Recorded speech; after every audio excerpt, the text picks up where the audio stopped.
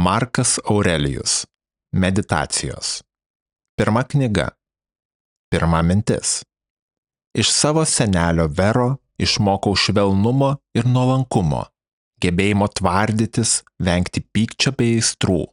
Iš tėvo kuklumo ir vyriškos rimties, likusios kaip gyvas atminimas kartu su jo geru vardu. Iš motinos pamaldumo, dosnumo, dorovinio jautrumo, siekio ne tik vengti blogio, bet net nebrandinti blogų ketinimų.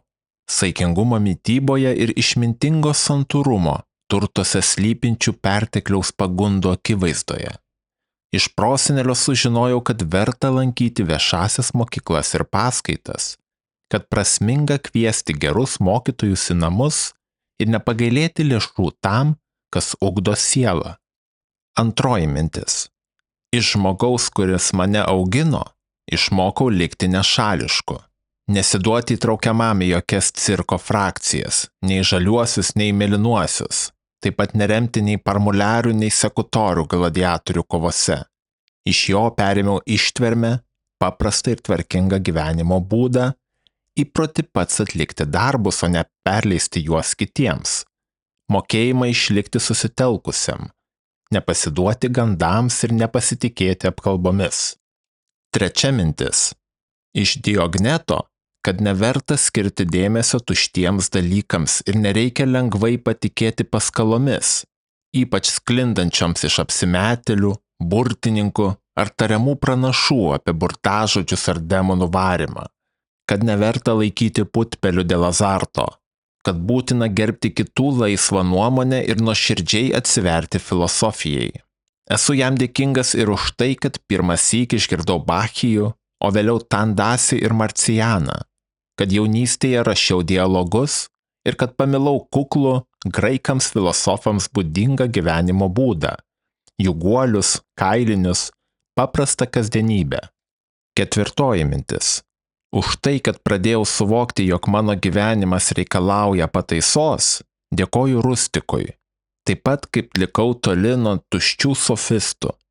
Nepasukau jų keliu, nesiekiau rašyti pompastikos kupinų traktatų, nedemonstravau dorybės kalbomis ar viešais pasirodymais.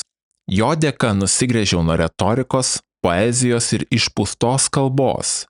Ėmiau rašyti paprastus, nuoširdžius laiškus, kaip tas, kurį kadaise parašė mano motina iš Sinuesos.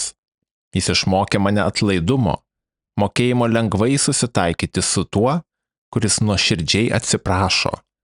Jis skatino gilintis į tai, ką skaitau, netikėti paviršutiniškai, ir jis pats man padovanojo Epikteto užrašus.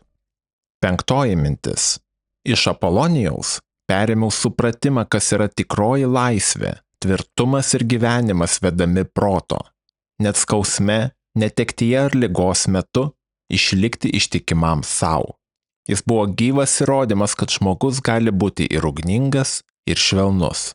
Net tada, kai mokiniai nesuprasdavo, jis neišreikšdavo nekantrumo, mokėjo aiškinti be pasipūtimo ir neįsivaizdavo savęs kaip ypatingo.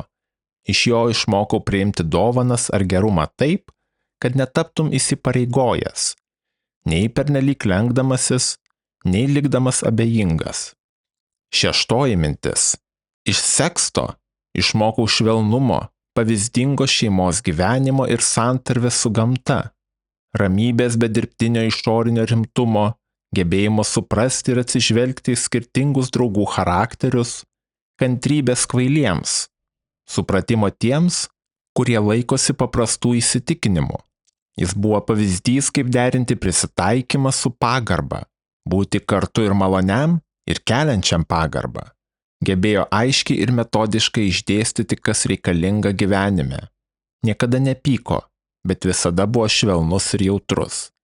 Gerbiamas, bet be puikybės. Išsilavinęs, bet be pasipuikavimo. Septintoji mintis. Iš Aleksandro Gramatiko, kad turiu siekti neprakaištingos kalbos, bet niekada nesityčioti ir nežeminti tų, kurie kalba netaisyklingai. Užuot priekaištavęs, mokė meistriškai ir švelniai parodyti, kaip galima pasakyti tiksliau, netiesiogiai, pagarbiai. Aštuntoji mintis. Iš Frontono kad tironų valdžia neišvengiamai lydima pavydo, apgaulės ir veidmainystės, ir kad vadinamoji gera kilmė neretai slepia stoką žmogiško jautrumo. 9 mintis. Iš Aleksandro Platoniko, kad žodžiai neturiu laiko turėtų būti tariami tik esant tikrai būtinybei ir neturėtų tapti lengvu pasiteisinimu, atsisakant pareigos draugams ar artimiesiems. 10 mintis. Iš Katulo išmokau niekada nepaniekinti draugo priekaišto. Net jei jis neteisingas, svarbu išlikti ramiam ir siekti, kad jis vėl taptų geranoriškas. Taip pat visada nuoširdžiai pagirti savo mokytojus, kaip tai darydavo Dominitijus ir Adhenodotas, ir mylėti savo vaikus tikra, nesumeluota meile. 11 mintis. Iš brolio Severo geranoriškumo visiems artimiesiems. Iš jo sužinojo apie Trasėją, Helvidijų, Katoną, Dioną ir Brutą, vyrų, kurių laisvė ir drąsa tapo man įkvėpimu. Jis paskatino manyje troškimą teisingos valstybės, kur valdžia kyla iš lygybės ir proto, o svarbiausia – žmonių gerovė. Iš jo išmokau nuoseklumo filosofijoje, dosnumo ir gebėjimo pasitikėti draugų meilę. Jis visada buvo atviras, visi žinojo, ką jis mąsto ir ką ketina daryti. 12 mintis. Iš Klaudijos Maksimo pasitikėjimo savimi visur ir visada, vidinės tvirtybės, ramybės net nelaimėje. Jis mėgo švelnumą, saiką ir rimtį. Dirbo nuoširdžiai nesiskųsdamas.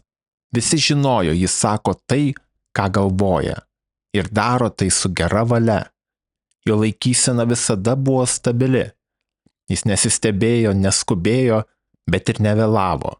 Nesutrikdavo, nenusimindavo, nesupykdavo, bet visada buvo pasirengęs padėti, atleisti, pasakyti tiesą. Visa tai sklido iš jo natūraliai, tarsi tokį jį būtų sukūrusi pati prigimtis, o ne jis pats būtų išmokintas dorybių. Niekas nesijautė jo žeminamas, bet ir niekas nesijautė viršesnis. Ir net jo linksmumas buvo švelnus, artinantis. 13 mintis. Savo tėvą prisimenu dėl jo švelnumo, pastovumo ir ištikimybės sprendimams, kuriuos jis priimdavo tik po rimto apmąstymo. Jis niekada nesipuikavo nei garbe, nei pareigomis, kaip jas įprasta suprasti. Buvo darbštus, atsakingas, pasirengęs išklausyti bet ką, jei tik galėjo būti naudinga bendram labui. Su kiekvienu elgėsi teisingai ir nešališkai, išmanydamas, kada reikalingas griežtumas, o kada švelnumas. Jis visiškai susilaikė nuo bet kokių geidulingų potraukių. Kukliai derinosi prie kitų ir niekada nereikalavo, kad draugai visada būtų šalia, nei kelionėje, nei prie stalo. Net kai svarbus reikalai versdavo atidėti kitus dalykus, jis grįždavo prie jų ramus ir tvirtas, toks pat kaip buvęs.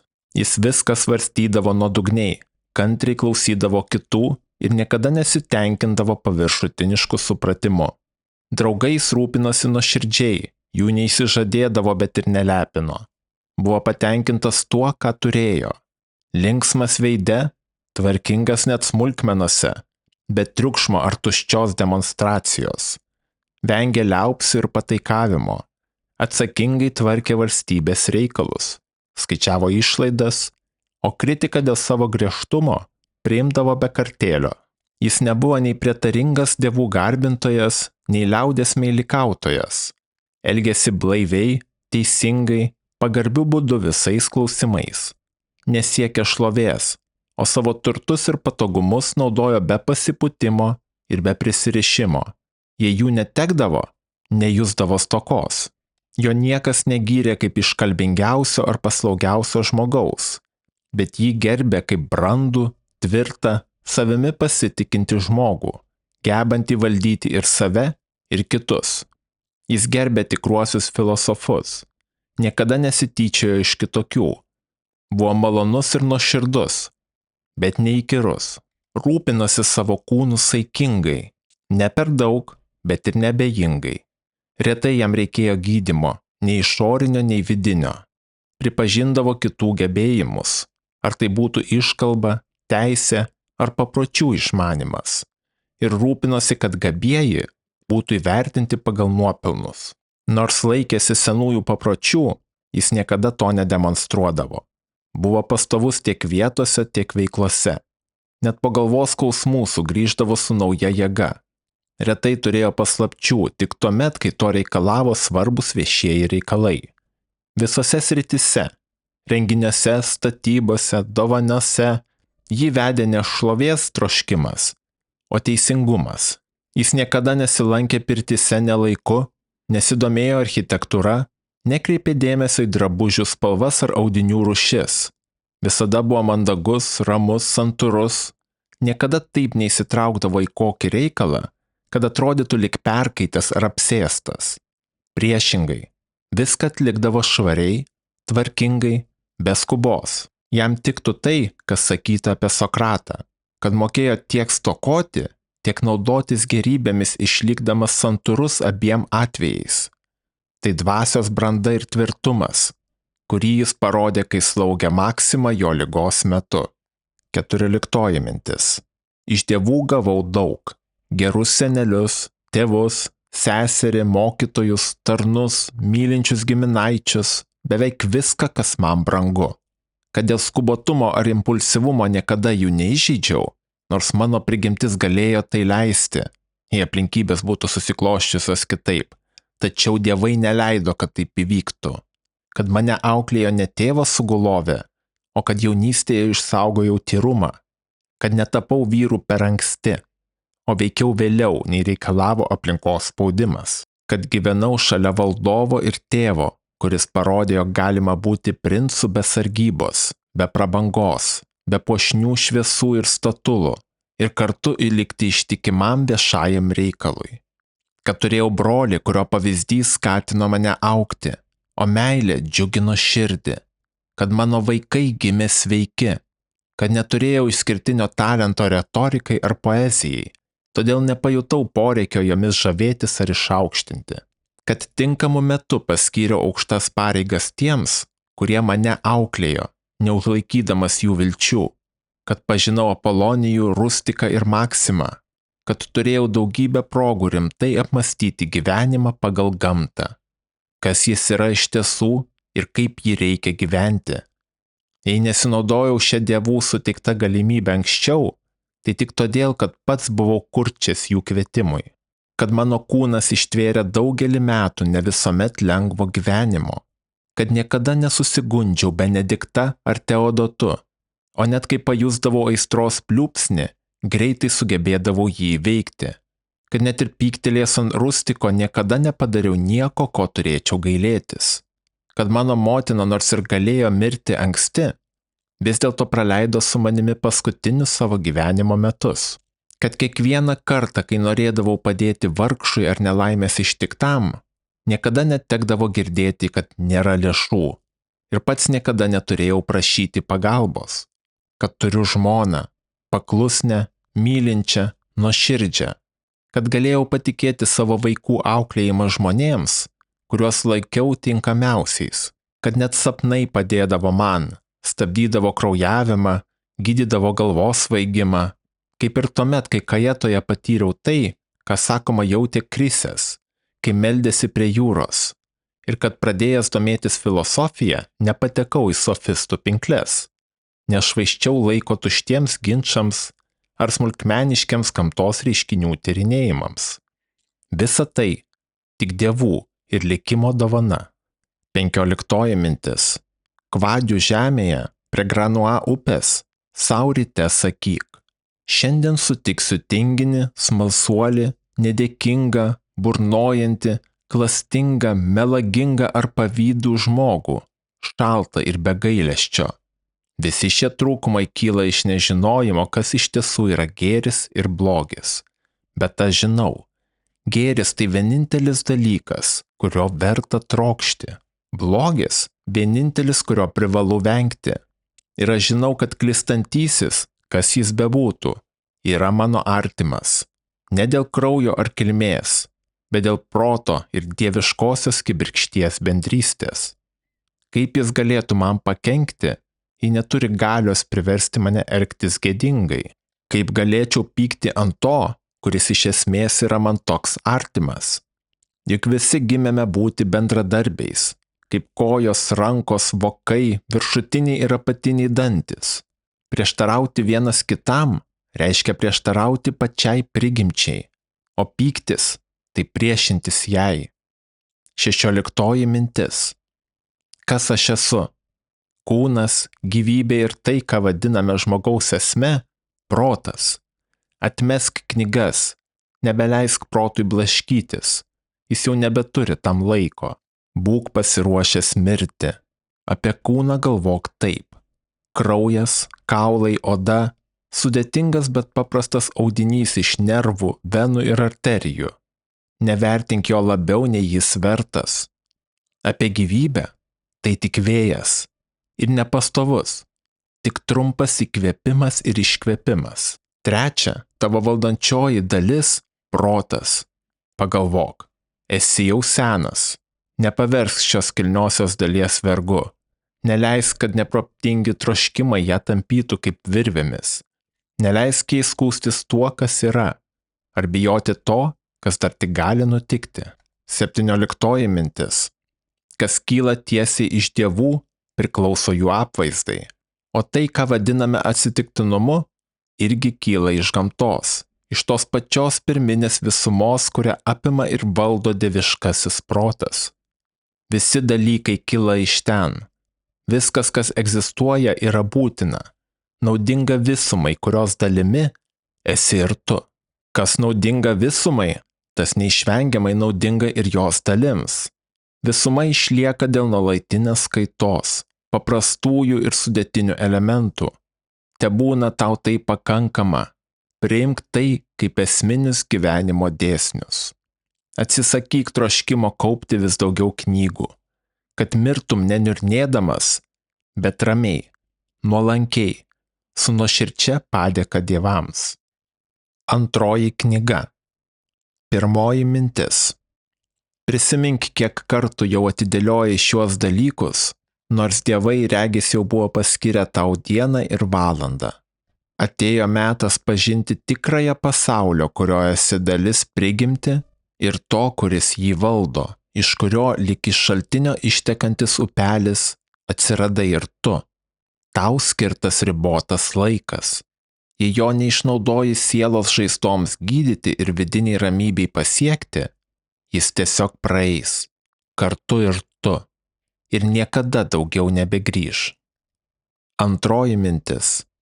Būk ištikimas savo ir nuolat rūpinkis, kad visa, ką darai kaip romėnas ir žmogus, būtų atlikta su rimtimi, meile žmonėms, laisvumu ir teisingumu. Tegul visa kita, pašalinės mintis ir rūpesčiai išsisklaido. Tai pasieksi, jei kiekvieną veiksmą atliksi, tarsi jis būtų paskutinis. Be tuštybės, be klaidinančių emocijų, be veidmainystės ir savanaudiškumo, nesiskųsdamas nei tuo, ką tau davė lemtis, nei tuo, ką pasiuntė dievai. Matai, nedaug reikia žmogui, kad gyventų dorai ir laimingai. Dievai daugiau iš tavęs ir nereikalauja. 3 mintis. Pirmyn, siela, pirmyn. Dar šiek tiek save niekink, dar šiek tiek vilkink, ir tu nebeturėsi laiko, kada iš tikrųjų save vertinti.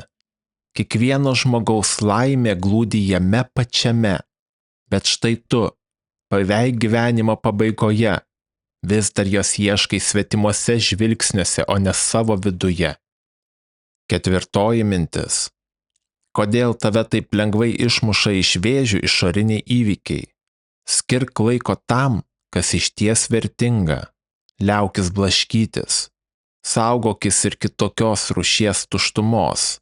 Tie, kurie be tikslo triūsia ir pluša, primena keliautojus klaidžiojančius be krypties. Jų pastangos bevaisės. 5 mintis. Beveik niekas nėra nelaimingas vien todėl, kad nesupranta kito žmogaus sielos. Bet tie, kurie nevaldo savųjų minčių ir veiksmų pagal protą ir išmintį, neišvengiamai tampa nelaimingi. 6 mintis. Visuomet prisimink, kokia yra visatos prigimtis ir kokia tavo kaip jos dalies, koks tavo santykis su visuma, kokią vietą joje užimi. Ir atmink, niekas negali tau sutrukdyti sakyti ir daryti tai, kas dera tavo esmei. 7 mintis. Teofrastas, lygindamas nuodėmes pagal pasaulietinę sampratą, išmintingai pastebi, nuodėmės padarytos dėl geismo yra sunkesnės nei tos, kurios kyla iš pykčio. Pykstantis tarsi iš sielvarto nusigręžia nuo proto, bet geidulingasis nusideda ieškodamas malonumo, sąmoningai pasirinkdamas silpnumą ir nuosmukį. Todėl labiau smerktinas tas, kuris nusideda dėl malonumo, nei tas, kurį nusikaltimui stumia sielvartas ar įniršis. Juk pastarasis gali būti lik nuskriaustas, o pirmasis pats sąmoningai nusprendžia nusidėti. 8 mintis. Ką bedarytum, ką beplanuotum, elkis taip, tarsi tai būtų tavo paskutinis veiksmas. O kalbant apie mirtį, jei dievai egzistuoja, nėra ko bijoti palikti šį pasaulį, jie tavęs neapleis. O jei jų nėra, arba jiems nerūpi, kas vyksta, kam tuomet norėti gyventi tokiame pasaulyje? Bet dievai yra ir jie rūpinasi visata. Jie davė mums protą, gebėjimą atskirti tikrąjį gėrį nuo blogio.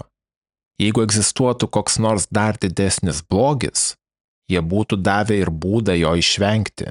Todėl tai, kas tavęs nepadaro blogesniu, negali būti tikruoju blogiu.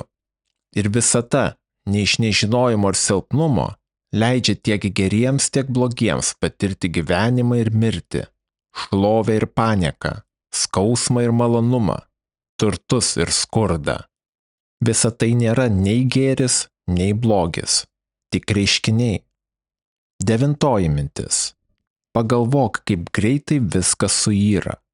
Kūnas ir daiktai vėl tampa visatos medžiaga, o prisiminimai nuskęsta laiko upėje. Apmąstyk visų daiktų prigimtį, ypač tų, kurie gundo malonumu, gąsdina skausmu ar žavi išorę.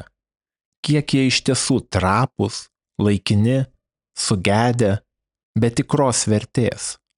10 mintis. Išmintingas žmogus visų pirma svarsto, kas tie žmonės, kuriuo akise ieškome šlovės, ir kas yra mirtis. Jei nuplėši nuo jos visus įsivaizduojamus baisumus, liks tik gamtos darbas. Bijoti jos, tai bijoti gamtos. O tai, kas būtina gamtai, negali būti blogis.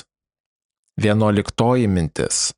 Pamąstyk, kuri žmogaus dalis susieta su dieviškumu ir kaip ji veikia, kai tariama, kad ji išsisklaido. Nėra nieko apgailėtinesnio už sielą, kuri blaškosi po žemės gelmes, bando atspėti kitų mintis, bet nepažįsta savo vidinės esmės. To, ką reikia saugoti, to, kam dera tarnauti. Tarnauti šiai daliai, tai būti tyru, be aistrų, be tuštybės, be skundų, nei dievams, nei žmonėms. Juk visa, kas iš dievų, yra gerbtina, o visa, kas iš žmonių, kaip iš mūsų artimųjų, vertėtų sutikti su meile ar bent su atjauta, kaip reginti žmogų atleidžianti tam, kuris nemato skirtumo tarp juodo ir balto. 12 mintis. Net jei tau būtų skirta gyventi 3000 ar 10 000 metų, atmink. Žmogus realiai turi tik šią akimirką ir net ji nuolat tirpsta. Tad tiek trumpiausias, tiek ilgiausias gyvenimas iš esmės vienodi. Dabartis vienintelė, kurią galima laikyti sava. Mirštame prarasdami tik tai, ką ir tai būtume praradę. Praeities nebėra. Ateitis dar neatėjo. Taigi negali netekti to, ko neturi. 2 svarbios mintis. Pirma, viskas pasaulyje vyksta ciklais, viskas kartojasi. Tad nesvarbu, ar gyveni 100 ar 1000 metų, matai tą patį. Ir antra mintis, Tiek tas, kuris gyveno ilgai, tiek tas, kuris trumpai, praranda tik tai, kas buvo jų dabartis. Niekas negali netekti to, ko niekada neturėjo. 13 mintis. Prisimink, viskas tėra požiūris ir nuomonė. Taip kalbėjo kinikas Monimas. Ir jis buvo teisus. Žodžiai paprasti, bet jei juos priimsi ne tik kaip malonę mintį, bet kaip primtą tiesą, jie taps neįkainojamai naudingi. 14 mintis. Žmogaus siela pati sau daro didžiausią žalą tuomet, kai tarsi svetimkūnis visatoje ima piktintis ar nusivilti tuo, kas vyksta pasaulyje. Toks nusiteikimas tai tiesioginis nusigręžimas nuo visatos prigimties, kurios dalimi ji pati yra. Antra, kai siela nusisuka nuo artimo, kai vadovaujasi pykčiu ar noru pakenkti, kaip tai būdinga įtūžiui. Trečia, kai pasiduoda malonumo ar skausmo vergyjai. Ketvirta, kai meluoja, apsimetinėja ar veidmainiauja. Penkta, kai veikia be aiškaus tikslo, vedina akimirkos impulso neapsvarstydama, ar jos veiksmas dera su visumos gerove. Nes net mažiausias veiksmas turi turėti kryptį. Ir protingo žmogaus kryptis yra laikytis to, kas priklauso jo vidiniam miestui ir visuotiniai tvarkai. 15 mintis. Žmogaus gyvenimo trukmė tik taškas. Jo esmė nuolatinis tekėjimas. Jausmai migloti. Kūnas trapus ir laikinas. Siela nepastovi. Likimas neaiškus. Šlovė abejotina. Trumpai tariant, viskas, kas priklauso kūnui, tėra upės srovė, o tai, kas sielai, sapnas, dūmas. Gyvenimas tai kova, tai kelionė, o šlovė po mirties tai užmarštis. Kas tuomet išlieka? Tik viena – filosofija. O filosofija tai gebėjimas saugoti vidinę dvasią nuo sukrėtimų ir įžeidimų, pakilti virš malonumo ir skausmo, nieko nedaryti nei impulsyviai, nei apsimestinai, nei dėl kitų įspūdžio. Tai pasitikėjimas savimi ir savo veiksmais. Tai priėmimas visko, kas nutinka, kaip atėjusio iš to paties šaltinio, iš kurio ir tu esi kilęs. Ir svarbiausia, tai mirties laukimas su nuolankumu ir ramybe, kaip natūralaus išsisklaidimo, kai tavo elementai sugrįžta į visumą. O jei šie elementai nuo to nenukenčia, kodėl bijoti šio virsmo? Juk tai gamtos dėsnis. O kas yra pagal gamtą, negali būti blogis. 3 knyga. 1 mintis. Žmogus turi nuolat prisiminti ne tik tai, kad kiekvieną dieną jo gyvenimas trumpėja, bet ir tai, kad net jei būtų lemta gyventi ilgai, nėra jokios garantijos, jog protas liks aštrus ir pajėgus, tiek praktiniuose reikaluose, tiek kontempliacijoje. O būtent protas leidžia mums suvokti, kas yra dieviška ir kas žmogiška. Kai jis susilpnėja, gali likti kvėpavimas, virškinimas, vaizduotė ar geismai, bet žmogus jau nebepajėgus teisingai vertinti, atskirti klaidingas mintis ar net spręsti, ar verta tęsti gyvenimą. Visi šie dalykai reikalauja aiškaus, gyvybingo proto, o jis gali išnykti dar prieš mirtį. Tad skubėk. Ne tik todėl, kad mirtis artėja, bet ir todėl, kad tavo gebėjimas pažinti ir gyventi pagal tiesą nyksta kiekvieną dieną. 2 mintis. Pastebėk, viskas, kas natūralu, turi savo grožį ir trauką. Kai iškepa duona, jos plutelė sutrūkinėja. Ir nors tai pažeidžia tobulo kepimo taisyklės, būtent tas netobulumas ir sužadina apetitą. Figos gražiausios, kai raukšlėjasi, alyvuogės, kai artėja puvimo metas, vynuogių sviravimas, liūto kakta, šerno putos, visa tai žiūrint paviršutiniškai gal ir netrodo gražu, bet tam, kuris pažįsta gamtą, Viskas, kas tikra ir gyva, turi savitą grožį. Tokia akis, tyra, santūri, geba įžvelgti estetiką net senatvėje ar laukinio žvėries išraiškoje. Šis grožis tik tiems, kurie gyvena santarvėje su gamtos tvarka. Trečioji mintis. Hipokratas išgydė daugybę ligų, bet pats susirgo ir numirė. Chaldėjai pranašavo kitiems mirti, bet patys išėjo netikėtai. Aleksandras, Pompėjus, Cezaris, jie nukovė tūkstančius, bet jų pačių gyvenimai baigėsi smurtu. Heraklitas, rašęs apie pasaulio sudegimą, pats mirė vandenyje ir dumble. Demokritas suėdė utėlės, o Sokratą žmonių neapykanta. Kaip visą tai priimti? Lyg būtum laive, išplaukiai, priplaukiai krantą, dabar išlipk. Jei po mirties kažkas yra, ten rasi ir dievus. Jei nieko nėra, baigsis skausmas ir malonumas ir būsi išlaisvintas iš kūno tarnystės. Kūnas, kuo daugiau ją rūpinėsi, tuo mažiau vertas palyginti su tuo, kas jį stebi – tavo protas. Ketvirtoji mintis. Likusio savo gyvenimo dalies nešvaistyk mintims apie kitus, nebent tai tarnauja bendram gėriui. Nešvaistyk laiko tam, ką kitas daro, galvoja ar kalba. Visa tai atitraukia nuo tavo svarbiausios pareigos – savosios dvasios. Tegul tavo mintis būna aiškios, ramios ir švarios, be tuštybės, pavydo, įtarumo ar gėdingų geismų. Toks žmogus nelaukia gyvenimo pabaigos, kad imtų gyventi teisingai. Jis tarsi dievų kunigas, saugantis savo vidinį altorių nuo dėmės. Ramus skausme, nepažeidžiamas malonumo, nepakenkia savo, neleidžia kitiems sužeisti jo esmės. Jis kovotojas dėl tiesos, pilnai atsidavęs teisingumui, priimantis likimą be pasipriešinimo, iš meilės pasaulio tvarkai. Penktoji mintis. Nedaryk nieko nei prieš savo valią, nei prieš bendrąjį gėrį, nei neapgalvojęs. Nesistenk gražinti minčių puošniais žodžiais. Nebūk tuščias kalbėtojas, nei pažadų dalintojas.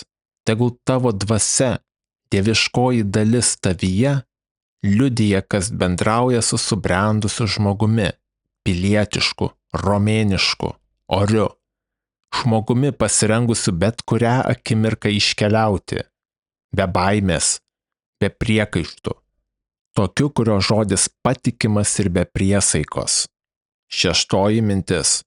Būk linksmas ir nepriklausyk nuo kitų pagalbos ar išorinės ramybės.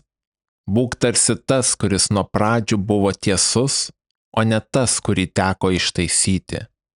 Septintoji mintis. Jei atrasi ką nors geresnio nei teisingumas, tiesa, saikas ir drąsa, nei protą, kuris džiaugiasi savo veiksmais ir priima tai, kas nutinka, atiduok tam visą save.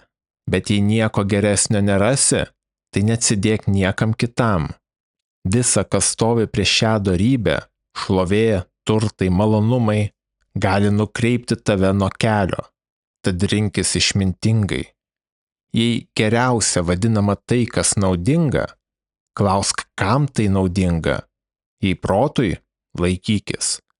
Jei kūniškai prigimčiai, atmesk. Neparduok tikrojo matymo už išorinių blizgučių apgaulę. Aštuntoji mintis. Nieko nelaikyk naudinga, jei tai verčia tave išduoti save, sulaužyti pažadą, atsisakyti kuklumo, leistis į neapykantą, įtarimus, keiksmus, melą ar slaptus geismus. Kas pirmiausia vertina protą ir dorybę, tas nesiskundžia, nesigraužia, nesijaučia vienišas. Jam nerūpi nei ilgas, nei trumpas gyvenimas. Net jei mirtis ateitų dabar, jis ją pasitiktų ramiai, kaip bet kurį veiksmą atliktą pagarbiai ir sąžiningai. Juk jis visą laiką rūpinosi vien tuom, kad jos siela gyventų pagal protą, tai, kas dera žmogui. Devintoji mintis. Iš tiesų išlavintas protas, švarus, gilus, be apgaulės ir be gėdos. Toks žmogus nemiršta netikėtai. Jo gyvenimas užbaigtas, tvarkingas, ramus tarsi spektaklis, kuris baigiamas tada, kai laikas uždengti uždangą. 10 mintis. Gerbk savo gebėjimą spręsti. Jis lemia viską. Tegul tavo sprendimai niekada neprieštarauja gamtai, nei tavo kaip mąstančio žmogaus prigimčiai. Išmintingas žmogus nieko nedaro skubotai. Elgiasi geranoriškai ir paklusniai priima tai, kas skirta iš aukščiau. Atmesk visą, kas nuo to nukreipia. Prisimink, žmogus gyvena tik dabartyje, tik šioje akimirkoje. Visa kita jau praėję arba dar nežinoma. Gyvenimas trumpas, o vieta menka. Net šlovė po mirties maža, laikina, priklausoma nuo kitų silpnų žmonių, kurie nesupranta net savęs. Ką jau kalbėti apie tuos, kurie senai mirė. 11 mintis. Prie visų kitų kasdienių priminimų pridėk dar vieną. Kiekvieną dalyką, kuris iškyla tavo mintise, stenkis pamatyti aiškiai, tiksliai, kaip nuogą, tokį, koks jis iš tikrųjų yra. Išskaidyk jį dalimis, apmąstyk jo prigimtį, sudėtį, tikslą ir vadink jį tikru vardu. Tai vienas veiksmingiausių būdų ugdyti tikrą didžiadvasiškumą, nuosekliai analizuoti dalykus, pažinti jų esmę, suprasti jų vietą visatoje ir reikšmę žmogui, kaip visuotinio miesto piliečiui, kur visos kitos valstybės tėra tarsi šeimos viename dideliame pasaulinėme mieste. 12 mintis. Paklausk savęs, kas tai, kas dabar patraukia mano dėmesį, iš ko tai sudaryta, kiek tai truks, kokia dorybė čia labiausiai dera, nuolankumas, ištvermė, nuoširdumas, pasitenkinimas, teisingumas, tikėjimas ar kita. Pratink save sakyti, tai iš Dievo, arba tai lemties tvarkos dalis, arba tai įvyko atsitiktinai, bet vis tiek priklauso gamtos dėsniams. Jei tai iš žmogaus, mano brolio, mano bendrapiliečio, tikėtina, kad jis elgiasi taip iš nežinojimo, nežinodamas, kas dera žmogui. Bet aš žinau, todėl elgiuosi su juo pagal gamtos įstatymą, švelniai, teisingai. O kai reikalas liečia abejingus dalykus, vadovaujuosi tuo, kiek kiekvienas jų vertas dėmesio. 13 mintis. Jei nuoširdžiai dėsi visas pastangas gyventi pagal protą, ramiai, nuosekliai, nepasiduodamas svetimiems reikalams, jei saugosi savo dvasios tyrumą, liksi ištikimas tiesai ir nepriklausomas nuo baimės ar vilčių, tuomet gyvensi laimingai ir niekas tau negalės sutrukdyti. 14 mintis. Kaip gydytojas visada turi po ranka įrankius nenumatytiems atvejams, taip ir tu nuolat turėk paruoštus savo principus apie tai, kas žmogiška ir kas dieviška. Net mažiausiose veiksmuose prisimink, kad tarp šių dviejų sričių, dvasinės ir pasaulietinės, egzistuoja neišvengiamas ryšys. Be ryšio su dieviškuoju nebus sėkmės ir žmogiškuose reikaluose, o be ryšio su žmogiškuoju ir dvasiniuose. 15 mintis. Neapsigauk. Tu nespėsi perskaityti visų savo pastabų, herojų biografijų ar ištraukų iš brangių knygų, kurias ruošiesi skaityti senatvėje. Tad liaukis vilkint, padėk sau dabar, kol dar gali. 16 mintis. Tokie žodžiai kaip vogti, sėti, pirkti, ilsėtis, matyti, jie reiškia daugiau nei tik fizinį veiksmą. Tai proto veiksmai. Kūnas patiria pojūčius, siela geidžia ir jaučia, bet tik protas vadovaujasi vertybėmis, dorybėmis, principais. 17 mintis. Fantazuoti ir įsivaizduoti geba ir gyvūnai. Būti valdomam troškimu – tai žvėrių ir pabaisų dalia. Vadovautis protu – tai daro net tie, kurie netiki dievais, kurie išduoda tėvynę, kurie slapta elgiasi niekšiškai. Todėl tik vienas dalykas išskiria gerą žmogų. Jis priima viską, kas jam nutinka su nuolankumu ir be pasipriešinimo. Jis saugo savo dvasią kaip šventyklą, netepta tuščiomis iliuzijomis. Jis niekada nesako nei daro nieko, kas prieštarautų tiesai ar teisingumui. Ir net jei niekas netikėtų, kad jis gyvena dorai, sąžiningai, laimingai, jis dėl to nepyks, nenusigręš. Jis išeis iš gyvenimo švarus, pasiruošęs, laisva valia, pasitikdamas savo lemtį su ramybe. 4 knyga. 1 mintis. Žmogaus vidinė valdančioji dalis, protas, jei išlieka natūralioje sveikoje būsenoje, geba bet kokioje situacijoje prisitaikyti prie aplinkybių. Jei nepavyksta tai, kas buvo sumanyta, jis tuoj pat atsigręžia į tai, kas įmanoma, į tai, kas tebėra jo galioje. Jis niekada neprisiriša prie vieno tikslo be išimties. Visada palieka vietos pokyčiui. Ir kai įvykiai pasisuka ne taip, kaip norėtųsi, protas priima tai kaip naują užduotį. Kaip ugnis, silpna liepsna užgesina menka kliūtis, bet stipri ugnis viską, ką paliečia, paverčia savo jėga. Ir kuo daugiau gauna, tuo labiau liepsnoja. 2 mintis.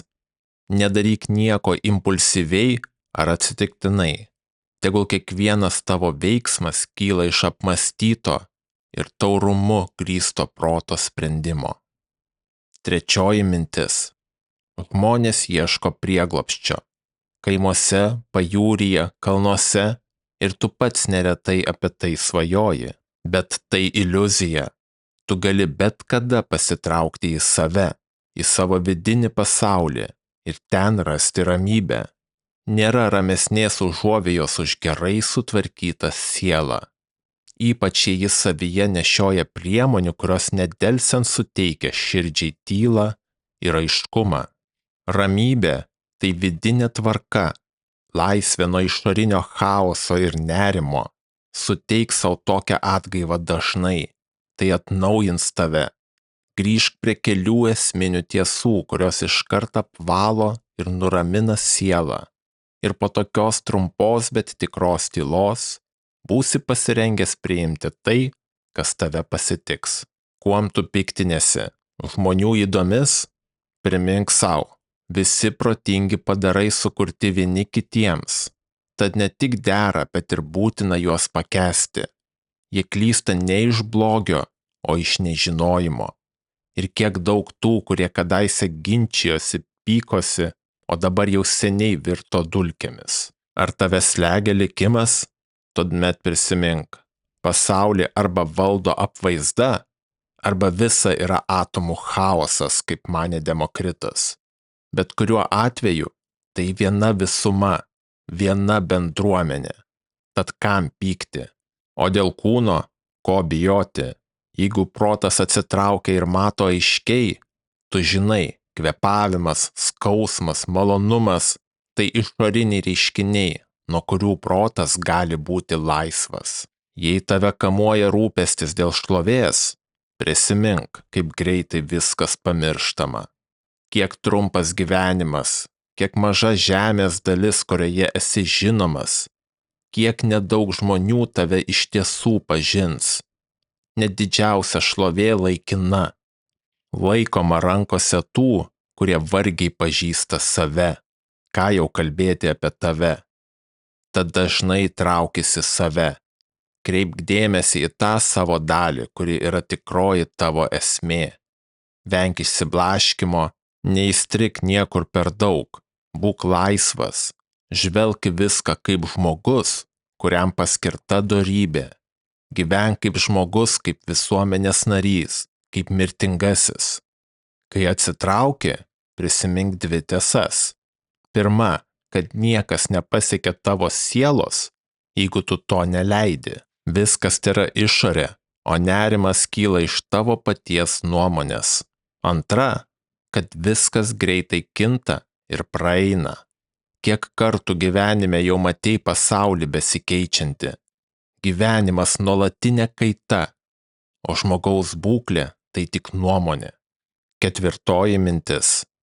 Jei visi žmonės geba suprasti, tai vadinasi visi dalijasi tuo pačiu protu, kuris daro mus protingais.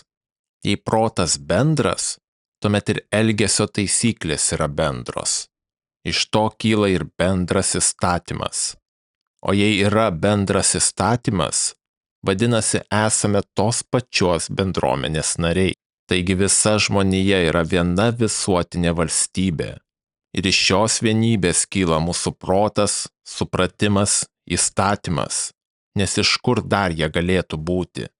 Kaip kūnas iš žemės, kvėpavimas iš oro, karštis iš ugnies, taip ir protas iš visuotinio proto. 5 mintis. Kaip gimimas, taip ir mirtis yra natūralus procesas, elementų jungimasis ir jų sugrįžimas į pradinę būseną. Tai ne gėda, o tik viena iš daugelio žmogaus gyvenimo dalių. Natūrali, pagrįsta protu. 6 mintis. Tokie dalykai kyla iš tokių priežasčių ir negali būti kitaip. Norėti, kad būtų kitaip, tas pats, kas tikėtis, jog figmedis žydės be drėgmės.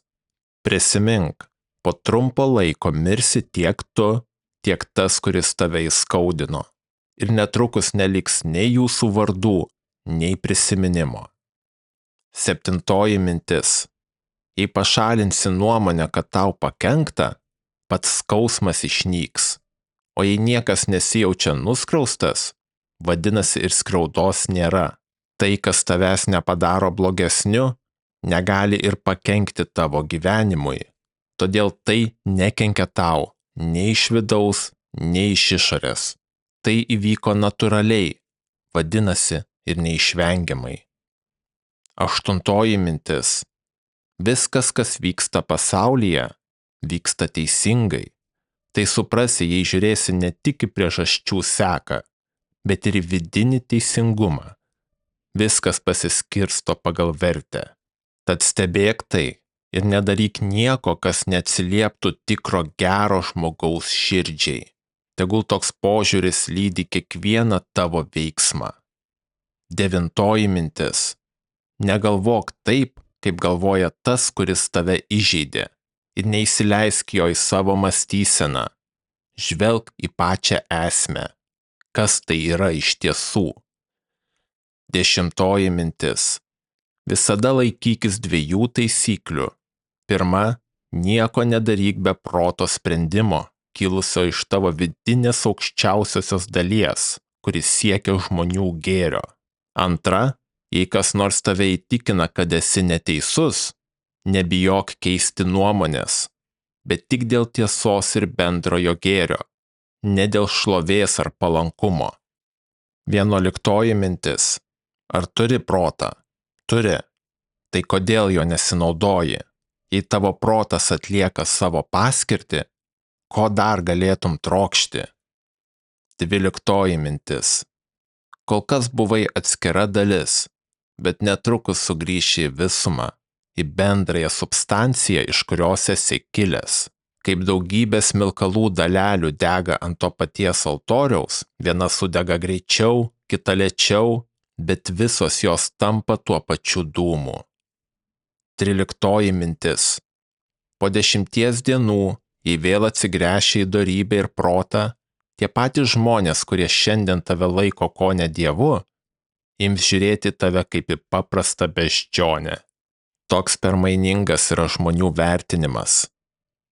14 mintis. Negyvenk taip, tarsi prieš akis dar būtų 1000 metų. Mirtis stovi greta. Tad kol dar gyveni, kol dar gali, būk geras. 15 mintis.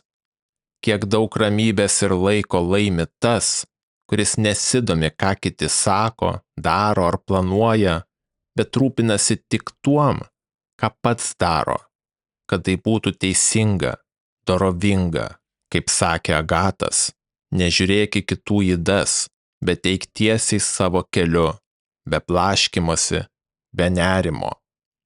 16 mintis. Kas trokšta šlovės po mirties, retai susimąsto, kad net tie, kurie prisimins jį, patys greitai išnyks. Ir jų įpėdiniai taip pat. Galiausiai visa atmintis išblėsta, o net jei tavo vardas liktų amžiams, kas tau iš to? Net gyvam esant, ką tau duoda šlovė? Grožis ir gėris yra vertingi savaime, o ne todėl, kad kas nors juos giria. Ar smaragdas tampa menkesnis, jei nieks jo nevertina? Ar auksas, dramblio kaulas, purpuras, ar net peilis, gėlė ar medis? 17 mintis. Kai kas klausia, jei sielos išlieka po mirties, kaip visų amžių oras jas sutalpina? Bet ar neklausi savęs, o kaip žemė sutalpina visus mirusiųjų kūnus? Kūnai suyra, pereina į kitą būvį. Taip ir sielos. Jei jos tęsiasi, jos virsta, susilieja, išgaruoja ir grįžta į bendrą proto substanciją. Tai natūralus virsmas, kaip maistas virškinamas gyvūno kūne tampa krauju, oru, ugnimi. Pasyvi medžiaga skiriasi nuo veiklios formos. Iš čia ir kyla esmės supratimas. 18 mintis. Nenukrypk nuo kelio. Kiekvieną impulsą, kiekvieną troškimą nukreipki tai, kas teisinga. Visada stenkis suprasti tikrąją kiekvienos minties prigimtį. 19 mintis. Kas naudinga tau, o pasaulį, tas naudinga ir man. Nėra nei per anksti, nei per vėlai tam, kas tau tinka.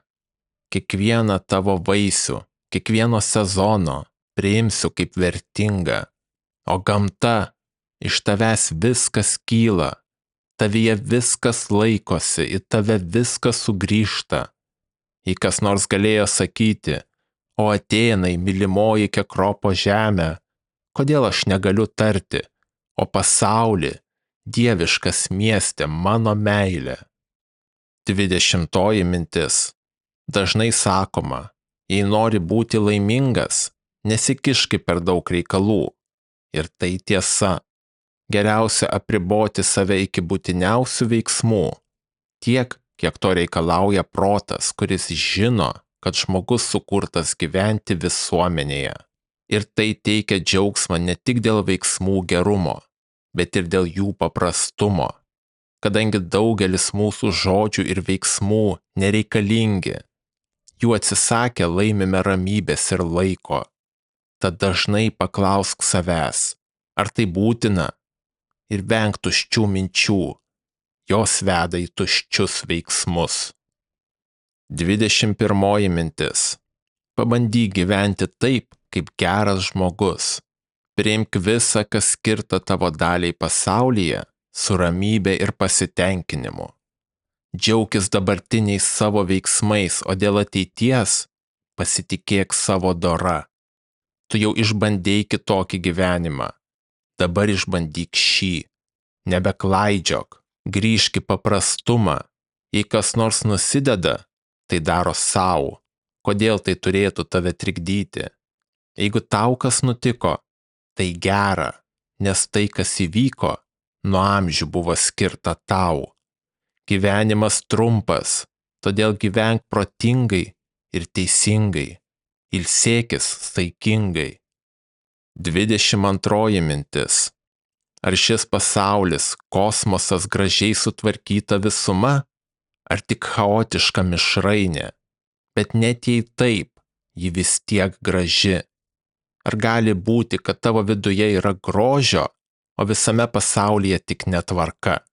Viskas susiję bendrų prigimties ryšiu. Viskas yra viena, per natūralią sąveiką. 23 mintis. Juoda ir pikta dvasia, silpna ir ištižusi, žiauri, negailestinga, laukinė, baili, vaikiška, kvaila, melaginga, ciniška, apgaulinga, tironiška ir kas iš to? Jei nepažinti pasaulio reiškia būti jame kaip svetimšaliui, tai kodėl nestebina tie, kurie stebisi tuo, kas jame vyksta? 24 mintis. Tikras bėglys yra tas, kuris pabėga nuo proto ir nuo to, kas mus daro bendruomeniškais. Aklas tas, kuris nemato dvasios akimis. Vargšas tas, kuris viską gauna tik iš išorės, nes pats savyje neturi nieko pakankamo gyvenimui. O pasaulio žaizda tas, kuris atmeta savo lemtį, piktinasi gamta, tarsi ji nebūtų ta pati, kuri jam davė gyvybę. Elgtis priešingai protui, tai atsiskirti nuo visumos, nuo visų protingų būtybių. Toks žmogus yra maištininkas pasaulio mieste. 25 mintis. Yra žmonių, kurie neturėdami nei drabužio, nei knygos, vis tiek gyvena pagal filosofiją. Vienas sako, aš nuogas, alkstu, bet nesitraukiu nuo proto. O aš sakau, nors stokoju dvasinio maisto, vis tiek lieku ištikimas protui. 26 mintis. Kad ir kokį meną ar mokslą esi įvaldęs, mylėk jį ir laikyk artimu. Visa savo esybę pasitikėk dievais, o su žmonėmis nebūk nei tironas, nei vergas. 27 mintis. Prisimink Vespasiano laikus, kuo tada gyveno žmonės. Tuokėsi, augino vaikus, sirgo, mirė, kovojo, šventė, prekiavo, dirbo žemę, meilikavo, gyrėsi, įtarinėjo, apgaudinėjo, skundėsi, žudėsi, troško valdžios. Viskas jau praėjo. Tas pats Trajano laikais. Jie visi išnyko. Apžvelk epochas, tautas, kiek žmonių uoliai vaikėsi niekų ir galiausiai tapo dulkėmis. Net tie, kurios pažinojai, kaip jie blaškėsi dėl nereikšmingų dalykų, užuot atsidėję tam, kas tikra. Tad kiekvieną veiksmą sverk pagal jo vertę, tai padės išvengti nuovargio ir nusivylimo. 28 mintis. Kadaise plačiai vartoti žodžiai virto neaiškiais ir pamirštais. Didūs vardai – Kamilas, Skipijonas, Katonas, Augustas, Adrianas, Antoninas – visi jie virto legendomis. Jei net šie šviesuliai pamiršti, ką kalbėti apie paprastus žmonės, kas išlieka – niekas. Tad kam skirti dėmesį? Vien tam, kad tavo protas būtų teisingas, veiksmai dosnūs, kalba nuoširdi, o dvasia nesuklydusi. Kad viską, kas įvyksta, priimtum kaip būtina, natūralu ir kilę iš to paties šaltinio kaip ir pats tu. Tad atsiduok likimui pasitikėdamas viskuom. 29 mintis. Viskas, kas yra, keičiasi. Daiktai, prisiminimai, pati atmintis. Įprask mąstyti apie tai. Visata myli kaitą. Viskas, kas egzistuoja, yra sėkla tam, kas bus. Jei manai, kad sėkla tik tai, kas sodinama į žemę ar įsčias, klysti. 30 mintis. Tu jau arti mirties, o vis dar nesi tapęs paprastu žmogumi. Vis dar tave trikdo išorė, vis dar gyveni baimėje, vis dar nemyli žmonių nuoširdžiai, bet vis dar tavo veiksmai neparemti teisingumu. 31 mintis. Pažvelk į tuos, kuriuos laikai išmintingais. Įsigilink, ko jie bijo, ko siekia, ką tai sako apie jų sielos būklę. 32 mintis. Blogis negali egzistuoti nei kito žmogaus prote, nei tavo kūno būklėje. Kūnas tik sielos indas. Vienintelė vieta, kur gali gyventi blogis, tavo mintise. Tad jei neleisi jam ten įsikurti, viskas bus gerai. Net jei kūnas kenčia, tebūnie, dvasia tebūna rami. Juk tai, kas gali nutikti ir geram, ir blogam žmogui, nėra nei gera, nei bloga. Tai tik gyvenimo dalis, nepriklausanti nuo dorybės. 33 mintis.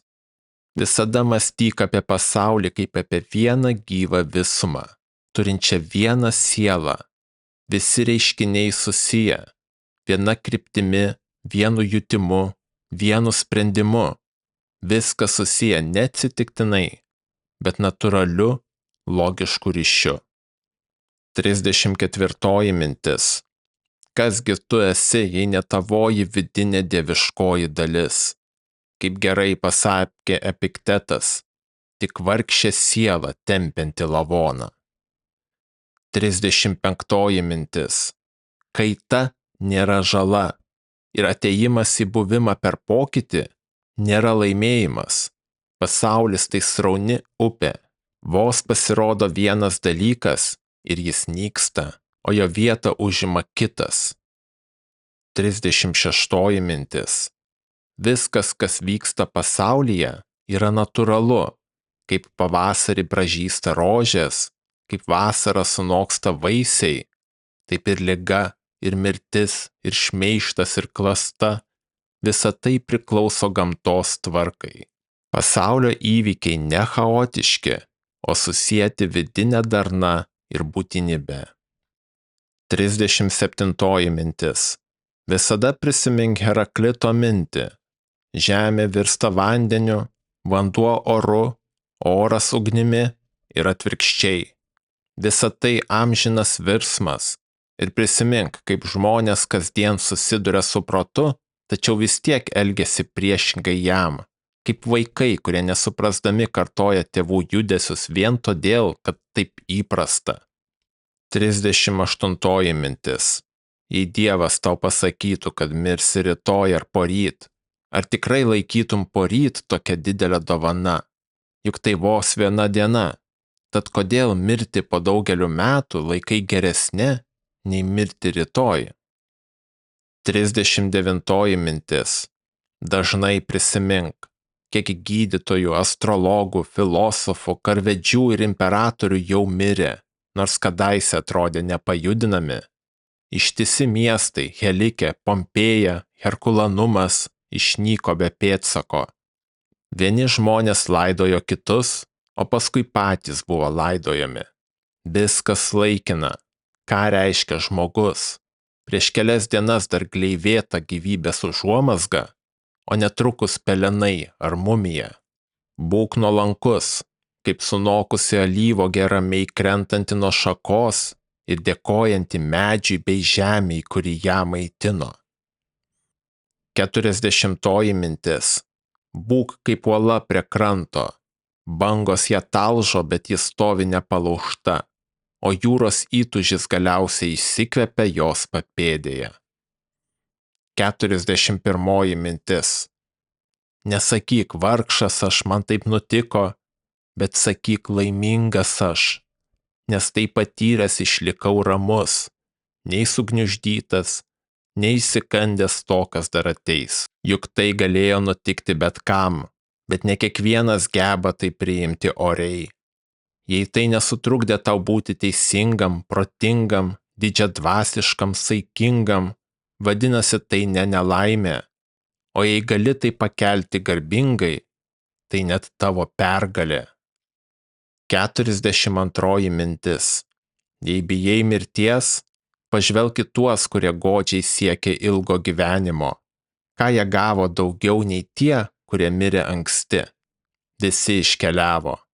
Ilgas gyvenimas dažnai kupinas rūpesčių, ligų ir lėtėjančio kūno kančios. Mirtis nėra nei laimė, nei nelaimė. Atsigręžk, praeitis beribė, pažvelk pirmyn ir ateitis tokia pat. Tad koks skirtumas 3 dienos ar 30 mečiai? 43 mintis. Eik trumpiausiu keliu, o trumpiausias kelias yra gyvenimas pagal gamtą. Tai reiškia, kad visame, ką darai ar sakai, rinkis tai, kas paprasta, aišku, tikra. Tokia laikysena išlaisvina žmogų nuo sumaišties, ginčų, apgaulės ir tuščio blizgesio.